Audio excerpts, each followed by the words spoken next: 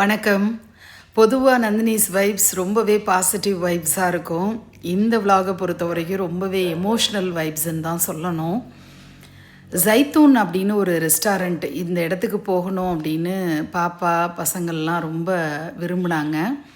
எதுக்காக போகிறோம் அப்படின்னா, விக்னேஷ் ஆஸ்திரேலியா கிளம்புறான் அப்படிங்கிறதுனால நேத்திக்கு இரவு நான் விக்னேஷை வளர்த்தெடுத்த எனக்கு ரொம்பவே ஹெல்ப்பாக வலது கை இடது கை நம்பிக்கைன்னு நான் அடிக்கடி சொல்லக்கூடிய சுலோச்சனா அவள் பிள்ளைங்களெல்லாம் அழைச்சிக்கிட்டு நான் இந்த ஜைத்தூன் ரெஸ்டாரண்ட்டுக்கு போய் அங்கே டின்னர் அவளுக்கும் கொடுக்கணும், விக்னேஷும் என்ஜாய் பண்ணணும் அப்படின்னு நினச்சி இந்த பிளானை போட்டோம்.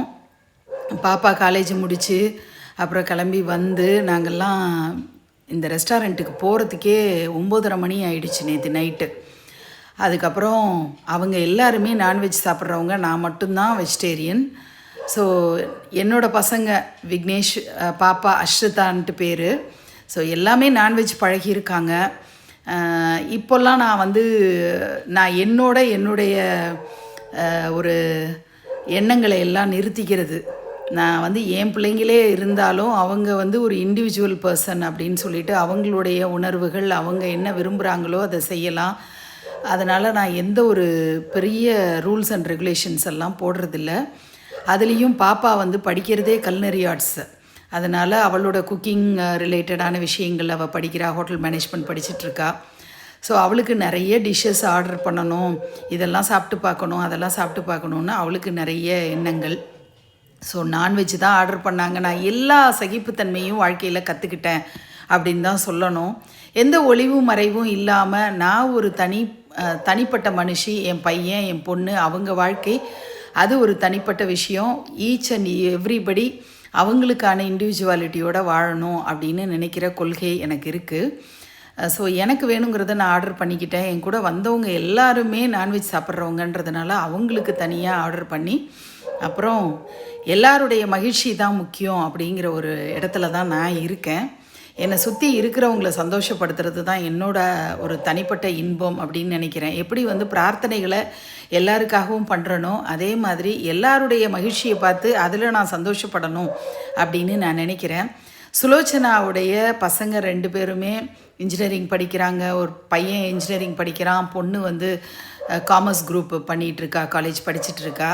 ஸோ எல்லாருமே ரொம்ப என்ஜாய் பண்ணி இந்த டின்னரை ரசித்து ருசித்து சாப்பிட்டாங்க. அவங்களுக்கு வேணுங்கிற டெசர்ட் எல்லாம் ஆர்டர் பண்ணி எல்லாருமே ரொம்ப சந்தோஷமாக இருந்த ஒரு தருணம். ஆனால் உள்ளுக்குள்ளே எனக்கு மட்டும் ஒரு பாரம் அழுத்திகிட்டே இருந்தது. குழந்தைய ஆஸ்திரேலியாவுக்கு அனுப்பிட்டு அவனுக்கு என்ன தெரியும் ஏது தெரியும், அவன் எப்படி சர்வைவ் ஆவான், என்ன பண்ண போகிறான் ஏது பண்ண போகிறான்னு ஒரே கவலை. இந்த கவலையெல்லாம் ரொம்ப தாக்கக்கூடாதுன்னு தான் என் ஹஸ்பண்டை ரொம்ப ஃபோர்ஸ் பண்ணி நீங்கள் அங்கே போய் அவனை செட்டில் பண்ணுறதுக்கு போயே ஆகணும்னு சொல்லி நான் பிடிவாதம் பிடித்தேன். அவர் இவனுக்கு முன்னாடி ஒரு 2 மணி நேரம் முன்னாடி அங்கே ரீச் ஆகிடுவார். ஸோ அவனுக்கு பிடிச்ச லைம் ஜூஸை அவன் வாங்கி குடித்தான். ரொம்ப சந்தோஷமாக அவன் சிரித்து பேசிட்டு, இந்த கிளம்புனா உங்களுக்கெல்லாம் ஃபோன் பண்ணுறேன் நான் பாருங்க அப்படி இப்படின்னு அவன் பேசினா கூட அவனுக்கும் உள்ளுக்குள்ளே எக்கச்சக்க போராட்டம், மனசு நிறைய கவலைகள் அவனுக்குள்ளேயும் இருக்கும். புது இடம், புது மக்கள் அப்படின்னு. இந்த பாப்பா எப்போதும் அவங்க கூட சண்டை போட்டுக்கிட்டு டாம் அண்ட் ஜெர்ரி மாதிரி தான் இருப்பாங்க. ஆனாலும் அண்ணாவை விட்டு கொடுக்க மாட்டா. அவளை பொறுத்த வரைக்கும் ஃபஸ்ட்டு ஹீரோ அவள் அண்ணா தான், அப்புறம் தான் அவங்க அப்பாவே. அந்த அளவுக்கு பாசக்கார பசங்க. ஸோ எல்லாரையும் நினச்சி எவ்வளவோ விஷயங்களை மனசுக்குள்ளே ஓட்டி எப்படியோ இந்த டின்னரை முடிச்சுட்டு வெளியில் வரும்போது 11க்கு மேலே ஆயிடுச்சு. வீட்டுக்கு சேர்ந்ததுக்கப்புறம் நைட்டு கண்ணை மூடி தூங்கவே முடியல. ரொம்ப மன உளைச்சலும் என்னென்னமோ கவலையும். எப்போதுமே மீனாட்சி மடியில் படுத்தா 3 எண்ணத்துக்குள்ளே தூங்குவேன். அந்த வரம் எனக்கு மீனாட்சி கொடுத்துருக்கான்னு நான் ரொம்ப சந்தோஷப்பட்டு எல்லா ஃப்ரெண்ட்ஸ்கிட்டேயும் நான் அவ்வளோ பூரிச்சு போய் சொல்லக்கூடிய ஒருத்தி.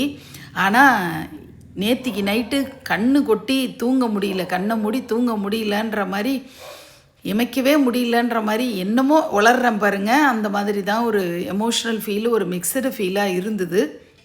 எப்படியோ சமாளித்து விக்னேஷ் ஆஸ்திரேலியா போய் படிக்கணுங்கிறது என்னோட ரொம்ப பெரிய கனவு.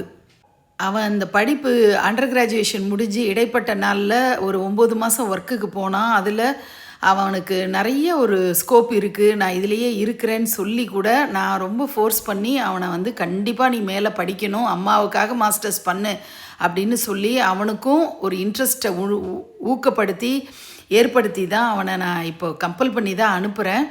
ஸோ இந்த ஒரு நிலை. என்னோடய வண்டியை பாருங்கள், இந்த வண்டி எனக்கு ரொம்ப சென்டிமெண்டலான வண்டி, ரொம்ப காலம் ஓட்டியிருக்கேன்.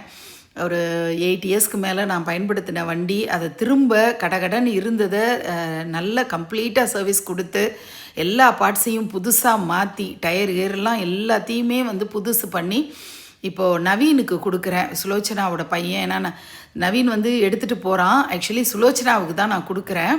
சுலோச்சனா வந்து டெய்லி வந்து சைக்கிள் மிதிச்சுட்டு 1 கிலோமீட்டர் வர்றா அப்படின்னு சொல்லிட்டு எனக்கு கொஞ்சம் மனசு கஷ்டம். ரொம்ப காலம் முன்னாடி அவளுக்கு நான் வாக்குறுதி கொடுத்துருந்தேன், உனக்கு வண்டி கொடுக்குறேன் அப்படின்னு சொல்லி. அதை நேத்திக்கு தான் நான் கொடுத்தேன். நான் புது வண்டி வாங்கிட்டேன், விக்னேஷுக்கும் இங்கே யூஸ் பண்ணுறதுக்கு வேண்டியது இல்லை அப்படிங்கிறதுனால தான் இந்த வண்டியை அவனுக்கு கொடுத்து விட்டேன்.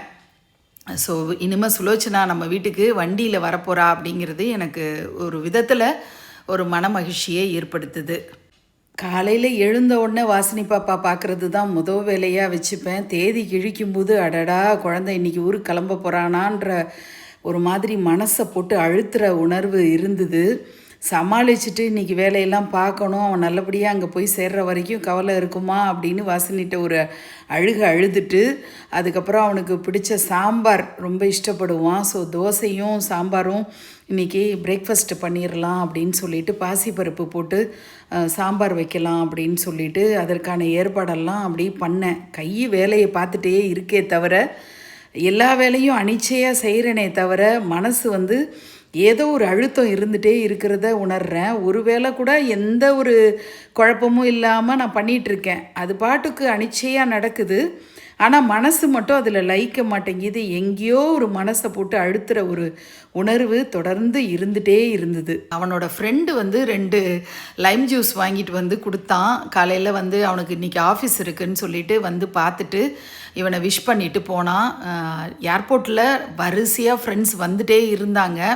நான் அவன் உள்ளே போகிறத பார்க்குறதுக்கு எனக்கு மனசு சகிக்காது, எனக்கு தாங்கிக்க முடியாதுன்னு சொல்லிவிட்டு நான் அப்படியே டாட்டா பை பைன்னு சொல்லிவிட்டு இறக்கி விட்டுட்டு ஒரு 5 நிமிஷம் ட்ராலிலெல்லாம் பேகெல்லாம் செட்டில் பண்ணி விட்டுட்டு, ஃப்ரெண்ட்ஸை பார்த்துக்கோங்கடா, நான் அழுதுருவேன், எனக்கு மனசு கஷ்டமாக இருக்கும், என்னால் முடியாதுன்னு சொல்லிவிட்டு நான் அப்படியே கிளம்பிட்டேன். அதுக்கப்புறம் கோயம்பேடு போய் பூக்கள்லாம் வாங்கிட்டு வந்தேன். என்னோடய பெரிய தெரப்பி இந்த ஸ்ட்ரெஸ் பஸ்டராக இருக்கிறது வாசினிக்கு முக்குருணி விநாயகருக்கும் பூ கட்டி போடுறது தான். வாரத்தில் ஒரு நாளாவது கோயம்பேடு மண்ணை மிதிச்சிருவேன். கோயில்களுக்கு போகிறனோ இல்லையோ கோயம்பேடுக்கு கண்டிப்பாக போயிடுவேன். அப்படி பன்னீர் ரோசஸ் நிறையா கிடச்சிது. எல்லா பூக்களுமே நான் வந்து டெய்லி பூ கட்டி போடணுங்கிறதுக்காக ஒரு 4 நாளைக்கு வச்சுக்கிற அளவுக்கு வாங்கிட்டு வந்தேன். இன்றைக்கி வெள்ளிக்கிழமை பூஜைக்கு வாங்கிட்டு வரணும் அப்படின்னு சொல்லி ஆசைப்பட்டு வாங்கிட்டு வந்தேன். காலையில் விக்னேஷை வந்து ஒரு 11 மணிக்கு ட்ராப் பண்ணிட்டேன். 2 மணிக்கு அவனுக்கு ஃப்ளைட்டு. ஆனால் வந்து வீட்டில் வந்து பூஜை பண்ணணும், பெருமாள் வந்திருக்காரு, பெருமாளையும் மகாலட்சுமியும் வச்சு பூஜை பண்ணிவிடுவோன்னு ஆசையாக எடுத்துகிட்டு வந்து ரெடிலாம் பண்ணணும்னு நினச்சி வச்சுருந்தேன். ஆனால் என்னமோ பூஜை பண்ணுற மனசே இல்லை. சாயந்தரம் பண்ணுவோன்னு வச்சுருந்தேன். ஆனால் பெருமாளை பார்க்கும்போது என்னால் இன்றைக்கி உனக்கு பூஜை பண்ண முடியும்னு தோணலை. மனசு ஏதோ ஒரு சலனப்பட்டுக்கிட்டே இருக்குது. குழந்தை வந்து சிங்கப்பூர் போய் டிரான்சிட்டில் வெயிட் பண்ணி ஆஸ்திரேலியா போய் சேர்கிற வரைக்கும் மனசு தாங்காது.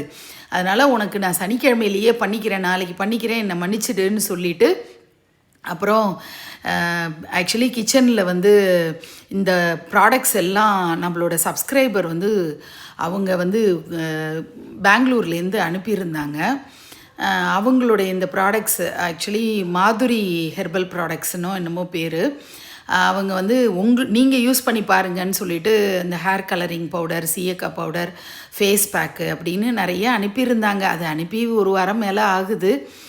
நான் அதை எடுத்து இன்னும் யூஸ் பண்ண ஆரம்பிக்கலை. எல்லாம் கிச்சனில் இருந்தது. இன்றைக்காச்சும் அதை பற்றி எடுத்து பார்ப்போமான்னு நினச்சேன். ஃப்ரூட்ஸ் இருக்குது, சாம்பார் இருக்குது. நைட்டில் நான் சாப்பிட்றது கிடையாது. இருந்தாலும் மத்தியானம் இன்றைக்கி என்னால் சாப்பிடவே முடியல, ஒரு மாதிரி இருந்தது. ஸோ லைட்டாக பசிக்கிற மாதிரி இருந்தாலும் தோசை மாவை கரைச்சி வச்சேன், சாம்பார் இருக்குது. ஆனால் மனசு மட்டும் சாப்பிடணுன்ற எண்ணத்துக்கு கூட போக மாட்டேங்குது. இப்போது விக்னேஷோட ரூமை பார்க்குறீங்க. இந்த ரூமெல்லாம் க்ளீன் பண்ணேன். எப்போதும் இந்த குழந்தை இங்கேயே உட்காந்துருப்பானே, கையில் கொண்டு வந்து எல்லாத்தையும் கொடுக்கணுமே, அங்கே யார் கொடுப்பாங்க அப்படின்னு அது சொல்ல முடியல, அவ்வளோ மனசு கஷ்டம் இருந்துக்கிட்டு இருக்குது. என்ன பண்ண போகிறேன்னு தெரியல. பட் போகும். அவனுக்கு பிடிச்ச கிரிக்கெட், அதை நோக்கி ஓடி இருக்கான். கிரிக்கெட் அனலிஸ்ட் ஆகணுன்றது தான் அவனோட பேஷன். அவனோட எந்த விதத்துலேயுமே அவங்க அப்பா தடுக்கலை. 1 கோடி ரூபாய் செலவானாலும் நான் பண்ணுறேன்டா, நீ படிடா, உனக்கு பிடிச்சதை நீ படிடான்னு சொல்லி அனுப்பியிருக்காரு. அவனோட எதிர்காலத்தை நோக்கி ஓடி இருக்கான்.